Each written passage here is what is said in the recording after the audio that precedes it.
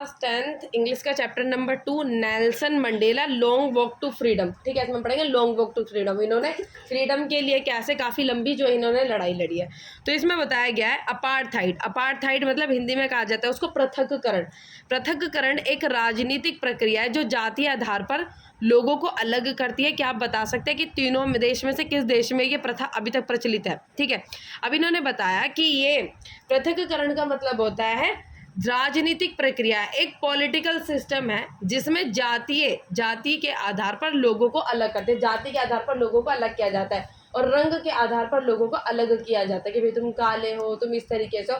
तो ये सब चीज़ें इसमें आती हैं।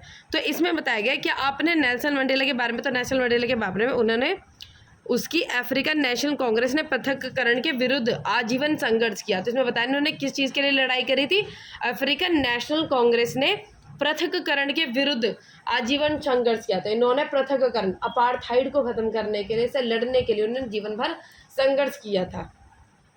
मंडेला को 30 वर्ष जेल में भी बिताने पड़े और अंत में दक्षिण अफ्रीका में 1994 में प्रजातंत्र चुनाव हुए और मंडेला नए राष्ट्र के पहले अश्वेत राष्ट्रपति बने। अश्वेत मतलब पहले से वहाँ के जो राष्ट्रपति बनते हुए आ रहे थे वो कैसे होते थे? श्वेत, गोरे रंग के होते थे। तो वो वहाँ के दक्षिण अफ्रीका में के पहले ऐसे राष्ट्रपति बने थे। कब बने थे? देखो 1994 में। पहले तो उन्होंने सब चीज़ों की लड़ाई करी थी। 30 साल वो जेल में रहे, जेल से ही उन्होंने शायद चुनाव लड़े थे, जैसे हम चैप्टर में पढ़ेंगे।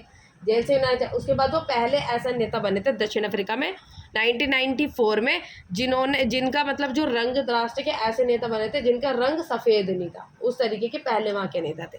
तो इसका मतलब समझो कि रंगों को कितनी मान्यता दी जाती थी उस टाइम पे। उनकी आत्मकथा लॉक वॉक टू फ्रीडम, मतलब उनकी जो आत्मकथा है जिसको कहते हैं ऑटोबायोग्राफी। ऑटोबायोग्राफी का मतलब होता है जो खुद से लिखी होती है। ठीक है, आत्मकथा, जो उनकी आत्मकथा होती है उसका नाम है long walk to freedom. Long walk to freedom जो चैप्टर का नाम है। ठीक है, में मंडेला एक ऐतिहासिक अवसर द इनऑग्रेशन के बारे में बताते हैं। क्या आप अनुमान लगा सकते हैं ऐतिहासिक अवसर क्या है? और अनुमान को समाचार किस मतलब ये बताएंगे कि अब जो टॉपिक हम पढ़ेंगे द इनऑग्रेशन के बारे में बताएंगे जो चैप्टर में हम पढ़ेंगे। 10 मई की सुबह साफ और चमकदार थी। पिछले कुछ दिनों से मैं विश्व के नेता और सम्मानित व्यक्तियों से जो उद्घाटन समारोह से पहले मुझे सम्मान देने आ रहे थे से घिरा था। उद्घाटन समारोह दक्षिण अफ्रीका की भूमि पर अंतर्राष्ट्रीय नेताओं का बड़ा जमावड़ा था। तो ये उस टाइम की बात बता रहे हैं जब ये सब चीज़ें हुई थी, जब ये ऐसे राष्ट्रपति बने थे उस टाइम की बात बता रहे हैं। तो ये बहुत ज़्यादा नेताओं से घिरे थे। ये सब चीज़ें ऐसे पॉपुलर होता है कोई तो सब उसको घेर के रखते हैं।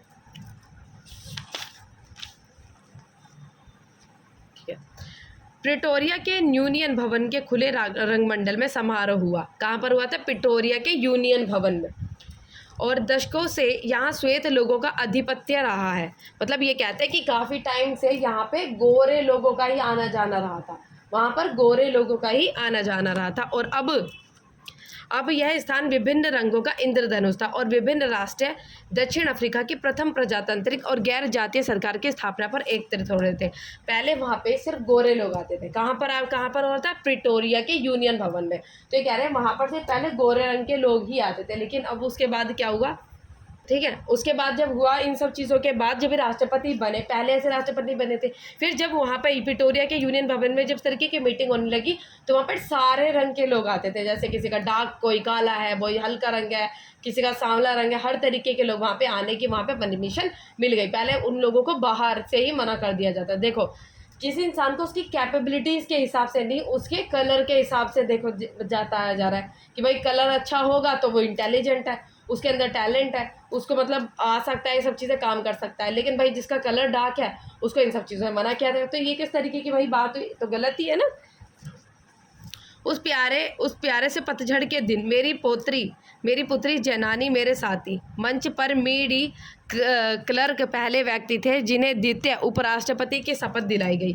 उसके बाद थोबो मैबी को प्रथम उपराष्ट्रपति की शपथ दिलाई गई। जब मेरी बारी आई तो मैंने संविधान का पालन करने और अपने गणतंत्र और उसके लोगों की भलाई के लिए समर्पित करने की प्रतिज्ञा ली। अब जैसे राष्ट्रपति बनते हैं तो शपथ लेते हैं, तो ये सब बता रहे हैं कि ऐसे ऐसे करके सबने शपथ ली, फिर मेरी बारी आई। मेरी किसके लिए इस्तेमाल है? नेल्सन मंडेला के लिए। सो आज हम सब यहाँ अपनी अपनी उपस्थिति से इन नई जन्मी स्वतंत्रता को एक आशा देते हैं, एक असाधारण मानवीय विनाश जो काफ़ी लंबे समय तक चला के अनुभवों से एक ऐसा समाज उत्पन्न होना चाहिए जिस पर पूरी मानवता को गर्व होना चाहिए। इन्होंने भाई अपने भाषण में सब चीज़ें कही कि हम काफ़ी टाइम से ऐसी चीज़ों से जूझ रहे थे और हमें इस तरीके का जो समाज उत्पन्न होना चाहिए जिस पे सबको गर्व हो, जैसे डेवलपमेंट हो, सबको सबकी इच्छाएं अनुसार सबको फ्रीडम हो, आज़ादी हो कुछ ना कुछ करने की। तो उसके बाद हमें जो हम अब तक बहिष्कृत थे और आज अपनी ज़मीन पर विश्व के राष्ट्र की मेज़बानी करने का दुर्लभ सौभाग्य प्राप्त हुआ है। हम अपने सम्मानित अंतर्राष्ट्रीय अतिथियों को धन्यवाद करते हैं जो हमारे देश के लोगों के साथ न्याय की विजय, शांति और मानव के सम्मान के लिए एकत्रित हुए हैं और हमने अनंत अपनी राजनीतिक मुक्ति पाली है और हम प्रतिज्ञा करते हैं अपने सभी लोगों को गरीबों के बंधन, पृथक्करण और दूसरे भेदभावों से मुक्त कराने की। तो ये कहते हैं कि अभी तक हमने इन सब चीज़ों से मुक्ति पाई थी और हम और भी अलग तरीके के जो भेदभाव हमारे देश में हो रहे हैं उन सब चीज़ों से भी मुक्ति दिलाएंगे।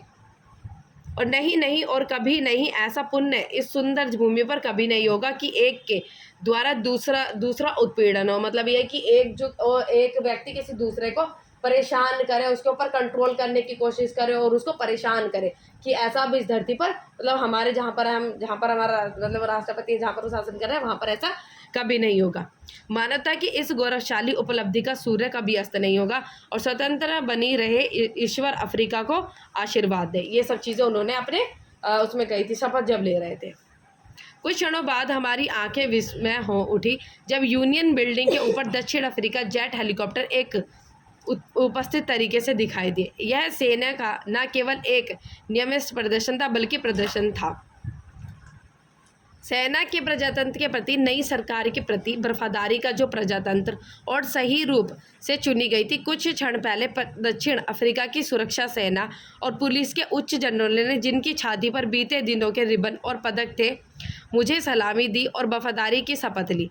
मैं उस तथ्य से भी अनजान नहीं था कि कुछ वर्षों पहले उन्होंने मुझे सलामी न देकर गिरफ्तार किया था और अंत में इम्पाला जेट विमानों ने दक्षिण अफ्रीका के नए ध्वज के काले, लाल, हरे, नीले और सुनहरी रंग के धुएं को वी का आकार में छोड़ा। तो ये कह रहे हैं कि कैसे जब ये शपथ ले रहे थे उसके बाद जब अलग वो चीज़ें होती है ना कि फ्लैग उड़ते हैं, आपने देखा होगा कि मतलब वो जो विमान होते हैं ऊपर आकाश में उड़ के अलग अलग तरीके की शेप बनाते हैं इस तरीके से।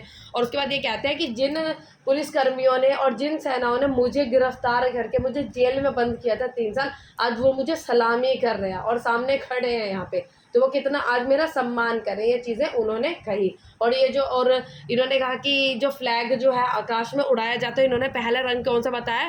काले रंग का, लाल रंग का, हरे, नीले और सुनहरी रंगों के ध्वज उड़ाए गए और धुएं भी और धुएं वगैरह भी वी का जो आकार छोड़ा, जैसे एरोप्लेन से, हवाई जहाज से वो छोड़ते हैं ना धुएं, जैसे यहाँ पे तिरंगे कलर के छुटते हैं, तो ऐसे ही उन्होंने बताया किस तरीके से चीज़ें हुई थी। वह दिन मेरे लिए प्रतीक था हमारे 2 राष्ट्रगान बजाने का और एक स्वप्न की श्वेत नया राष्ट्रगान गाए और अश्वेत उस गणतंत्र का पुनरा राष्ट्रगान गाए। यद्यपि उस दिन उनमें से कोई भी उस गीत के बोल नहीं जानता था जिसे वह कभी घृणा करते थे, परंतु वह शीघ्र ही यह शब्द सीख जाएंगे।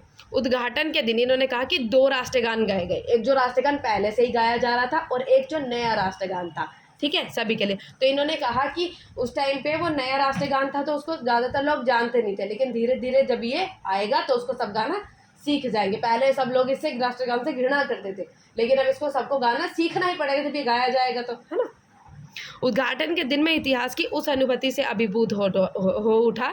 20वीं शताब्दी के पहले दशक में कुख्यात अंगल बोर युद्ध के कुछ वर्षों पश्चात और मेरे जन्म से पूर्व दक्षिण अफ्रीका के श्वेत चमड़ी वाले लोगों ने आपस में समझौता करके अपने देश के अश्वेत लोगों के जातीय दमन की प्रथा आरंभ की। जो ढांचा उन्होंने तैयार किया वह उन सबसे अमानवीय और सख्त था जिनसे वह कभी विश्व समाज अवगत था।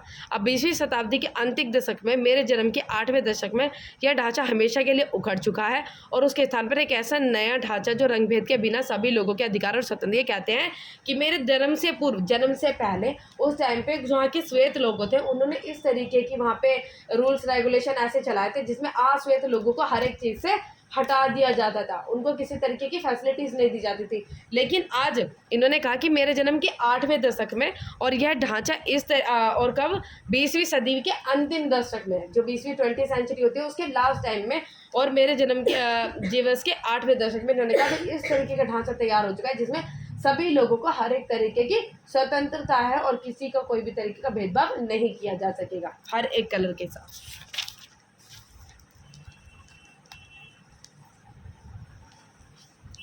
पृथक्करण की नीति ने मेरे देश और मेरे लोगों को कभी न खत्म होने वाला गहरा घाव दिया है। नहीं, ये उसको ऊपर भी है। वह दिन मेरे हजारों लोगों के बलिदान के कारण आया था। उन लोगों के कष्ट और साहस को गिनाया चुकाया नहीं जा सकता। उस दिन मुझे अनुभव हुआ कि जैसे कि पहले भी कई बार हुआ है कि मैं उन सभी देशभक्तों का जोड़ हूँ जो मुझसे पहले हुए। मतलब इन्होंने कहा कि सिर्फ इन्होंने उन सब का भी धन्यवाद दिया जिन सब ने इस लड़ाई को मतलब लड़ा और यहाँ तक लेकर आए। देखो, एकदम तो कोई एक इंसान खड़ा नहीं हो जाता, सब स्टार्टिंग से सब ने पहल की, लेकिन किसी के टाइम पे इतना बड़ा अचीवमेंट नहीं मिला। लेकिन लास्ट में इन्होंने कहा कि मैं उन सब का धन्यवाद करता हूँ कि जहाँ तक आज यहाँ तक ये सब चीज़ें हो पाई, और उन सबको भी कहता हूँ जो इन सब लड़ाई में जिनको बलिदान मिला, ठीक है, उनके लिए भी ये सम्मान, उनको भी सम्मान जो है वो दे रहे हैं, ठीक है। पृथक्करण की नीति ने मेरे देश और मेरे लोगों को कभी ना खत्म होने वाला गहरा घाव दिया है, और हम सबको उस गहरे घाव से उभरने के लिए यदि कई पीढ़ियां नहीं तो बहुत वर्ष बिताने होंगे। परंतु दशकों के उस उत्पीड़न और पश्चाताप ने एक और अनिश्चित प्रभाव पैदा किया है, और वह है कि इसने ओलिवर टॉल्स, वॉल्टर सिस्लिक, मतलब इन सब चीज़ों के इनके नाम दिए जैसे हमारे समय के असाधारण साहसी, ज्ञानी और उदार व्यक्ति दिए कि उनमें से शायद ही कोई शायद ऐसे उच्च चरित्रों के निर्माण के लिए गहन उत्पीड़न की आवश्यकता होती है। ये उन लोगों का नाम दे रहे हैं जिन्होंने इन सब लड़ाई में इन सब चीज़ें की, जो अपार्थाइड जिसको प्रतिकरण खत्म करने में, फ्रीडम में, ये सब चीज़ों का साथ दिया, जिनमें इन लोगों के नाम है जो आपको नाम दिए हुए हैं, ठीक है। इन्हीं साथियों के संघर्ष से मैंने साहस का अर्थ सीखा, और समय समय पर मैंने महिलाओं और पुरुषों को एक विचार के लिए खतरा उठाते और जीवन देते हुए देखा है। मैंने देखा है कि मनुष्य को आक्रमणों का सामना करते और बिना झुके अत्याचार का सामना करते और सब प्रकार की मुसीबतों से जूझकर उनसे उभरने का साहस दिखाते। मतलब इन्होंने कहा कि मैं अपने टाइम से, भाई लड़ाई इन्होंने तो तभी लड़ी होगी ना जब इतना डिस्क्रिमिनेशन देखा होगा, तो इन्होंने काफ़ी सारी चीज़ों को बता रहे हैं कि लोगों ने किस किस तरीके से कैसी चीज़ें सही हैं, महिलाओं ने, पुरुषों ने किस किस तरीके से कैसी चीज़ें सही हैं। तो कह रहे हैं उन सब चीज़ों को ये बता रहे हैं। कोई व्यक्ति जन्म से ऐसा नहीं होता है कि वह धर्म, पृष्ठभूमि और चमड़ी के रंग के आधार पर किसी से भेदभाव करे। लोगों को घृणा करना सीखना चाहिए, और यदि वह घृणा करना सीख सके तो उन्हें प्रेम करना सिखाया जा सकता है, ठीक है, क्योंकि प्रेम मनुष्य के हृदय में इसके विरोधी की अपेक्षा प्राकृतिक तरीके से आता है। यहाँ तक कि जेल के कठिनतम समय में भी मैं, जब मुझे और मेरे साथियों को दर्द सहने की अंतिम सीमा में पहुंचा दिया जाता था, तो मुझे रक्षकों में से एक ने मानवता की चमक दिखती, शायद एक क्षण के लिए, परंतु इतना ही मुझे आगे बढ़ने का विश्वास देने के लिए पर्याप्त था।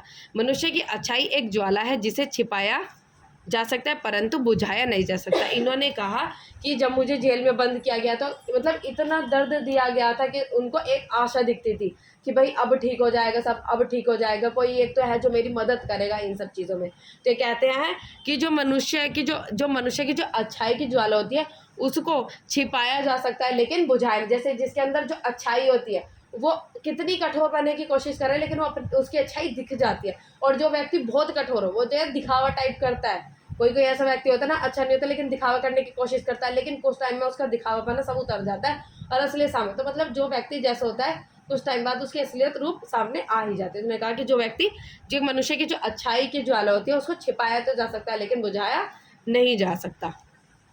जीवन में प्रत्येक व्यक्ति दो के प्रति बाध्य होता है, अपने परिवार के प्रति, माता पिता, पत्नी और बच्चों के प्रति, और वह बाध्य है अपने लोगों, समुदाय और अपने देश के प्रति। श्रेष्ठ और मानव समाज में प्रत्येक व्यक्ति अपने व्यवहार और क्षमता अनुसार इन दायित्वों को पूरा कर सकता है, परंतु दक्षिण अफ्रीका जैसे देश में मेरे जैसे रंग जन्म वाले व्यक्ति के लिए यह दायित्व पूरा करना असंभव था। दक्षिण अफ्रीका में यदि कोई आश्रित व्यक्ति मनुष्य की तरह जीने की कोशिश करता तो उसे दंडित किया जाता और बहिष्कृत कर दिया जाता। इन्होंने कहा कि एक इंसान की जिम्मेदारी दो तरफ होती है, एक तो परिवार के तरफ और एक समाज के प्रति। इन्होंने कहा था कि जो कोई व्यक्ति अपनी जिम्मेदारी को पूरा करने की कोशिश करता था तो उसको काफ़ी ज़्यादा दंडित किया जाता था। दक्षिण अफ्रीका में यदि कोई व्यक्ति अपने लोगों के प्रति अपने कर्तव्य को पूरा करने का प्रयत्न करता तो उसे घर और परिवार से अलग कर विद्रोही जीवन जीने पर मजबूर किया जाता था। आरंभ में मैंने भी अपने लोगों को अपने परिवार से ऊपर नहीं माना, परंतु अपने लोगों की सेवा के प्रयास में मैंने पाया कि मैं एक पुत्र, एक भाई, एक पिता और एक पति के अपने दायित्वों से अलग हो रहा हूँ। मतलब इन्होंने कहा कि मैंने मतलब बाहर जो उन सब चीज़ों की काफ़ी ज़्यादा जो है इस तरीके की सेवा करनी चाहिए लोगों के प्रति कि अपने परिवार को भूलकर अपने परिवार की सेवा इन्होंने की नहीं। उस चीज़ को ये बता रहे हैं कि मैं अपने परिवार से अलग होता जा रहा हूँ। जब मैंने पाया कि मेरे लड़कपन की आज़ादी एक भ्रम है और जब मैंने पाया कि युवा के रूप में मेरी स्वतंत्रता पहले ही छिन जा चुकी है, तब मुझे इसकी भूख जगी। पहले एक विद्यार्थी के रूप में मैं केवल अपने लिए स्वतंत्रता चाहता था और रात को बाहर रहने की, जो चाहूँ पढ़ने की और जहाँ चाहूँ पढ़ने की और जहाँ चाहूँ जाने की अस्थायी स्वतंत्रता। बाद में जोन्सबर्ग में मैंने प्रयत्न किया और अपने को पाने की आधारभूत और सम्मानित स्वतंत्रता, आजीविका कमाने, विवाह करने, परिवार पाने व मेरे जीवन में बाधाएं ना आने की स्वतंत्रता। इन्होंने कहा पहले मैंने, बच्चा जो करता है कि भाई पहले मुझे आज़ादी मिले, इन सब चीज़ों की फ्रीडम चाहता है वो कि भाई मुझे बाहर जाने को मिले, हर कोई मुझे टोकता रहता है, मैं जहाँ चाहूँ वहाँ पढ़ सकूँ, जो चाहूँ मैं वो पढ़ सकूँ। इस तरीके की स्वतंत्रता मैं पहले चाहता था, अपने लिए स्वतंत्रता चाहता था। इन्होंने कहा और इन सब चीज़ों में मैंने अपना वो जो लाइफ था, जो जवान उसका युवा का जो टाइम था, वो ही मैंने उस चीज़ में खो दिया, उस चीज़ को ही गंवा दिया। परंतु धीरे धीरे मैंने देखा कि केवल मैं ही नहीं, मेरे भाई बहन भी स्वतंत्र नहीं थे। पहले उनको लगता था कि मेरे ऊपर ही इतना कंट्रोल है, लेकिन जब उसने देखा कि मैं ही नहीं बाकी लोगों पे इस चीज़ का कंट्रोल है, तो उसको लगा कि ये सिर्फ लड़ाई मुझे अपने लिए नहीं लड़नी है, बाकी सबके लिए लड़नी है, सबको स्वतंत्रता दिलानी है और सबको आज़ादी इन सब चीज़ों से दिलानी है। मैंने देखा कि केवल मेरी ही नहीं बल्कि मेरे जैसे दिखने वाले प्रत्येक की स्वतंत्रता संक्षिप्त थी। तब मैं अफ्रीकन नेशनल कांग्रेस से जुड़ा। किससे जुड़े वो? पहले अफ्रीकन नेशनल कांग्रेस से जुड़े और मेरी व्यक्तिगत स्वतंत्रता की भूख मेरे लोगों की स्वतंत्रता से बड़ी बन गई। इन्होंने कहा कि भाई मेरी भूख जो थी वो मेरे लोगों से भी ज़्यादा बड़ी बन गई, मुझे अपने लिए नहीं, अब सबके लिए स्वतंत्रता चाहिए। इस इच्छा से कि मेरे लोग अपना जीवन स्वाभिमान और आत्मसम्मान से जिए, मेरे जीवन को गति दी। एक डरपोक व्यक्ति को साहसी बना दिया, कानून पर चलने वाले को अपराधी बना दिया, परिवार से प्यार करने वाले पति को बेघर बना दिया और जीवन में प्यार करने वाले को साधु बना दिया। मैं एक असाधारण व्यक्ति से ज़्यादा गुणी और आत्मज्ञानी नहीं हूँ, और परंतु मैंने पाया कि मैं छोटी छोटी या सीमित स्वतंत्रताओं का आनंद नहीं ले सकूंगा, जबकि मुझे पता है मेरे लोग स्वतंत्र नहीं है। स्वतंत्रताओं का आनंद नहीं ले सकूंगा जबकि मुझे पता है कि मेरे लोग स्वतंत्र नहीं है और स्वतंत्रता व्यक्तिगत है। मेरे लोगों में से किसी पर भी बंधन उन सब पर बंधन है और मेरे लोगों पर बंधन मुझ पर बंधन। इन्होंने कहा मैं इन सब लोगों को इस तरीके की आज़ादी दिलाऊंगा जो चीज़ें मैंने अभी तक सही है, मैं नहीं चाहता कि आगे भी इस तरीके के लोग सही और स्वाभिमान से और अच्छे से स्वतंत्रता से सभी लोग अपना जीवन व्यतीत करें। मैं जानता था कि अत्याचारी को भी पीड़ित की तरह आज़ादी मिलनी चाहिए। एक व्यक्ति जो दूसरे की स्वतंत्रता छीनना चाहता है घृणा का कैदी है, वह पक्षपात और संकीर्ण मानसिकता के सिंखचों में कैद है। मैं स्वतंत्र नहीं हूँ यदि मैं किसी और की स्वतंत्रता छीनता हूँ। जैसे मेरी स्वतंत्रता छिन जाने पर मैं स्वतंत्र नहीं हूँ, अत्याचारी और पीड़ित दोनों से ही मानवता छिन गई। इन्होंने कहा कि जो व्यक्ति किसी दूसरे व्यक्ति की स्वतंत्रता को छीनता है तो वो भी स्वतंत्र नहीं है, क्योंकि अत्याचारी और पीड़ित दोनों ही मानवता, मतलब दोनों से ही जो है मानवता वो छिन गई। तो इस चैप्टर में हमने यही पढ़ा कि उन्होंने किस तरीके से फ्रीडम के लिए आज़ादी जो है लड़ी थी।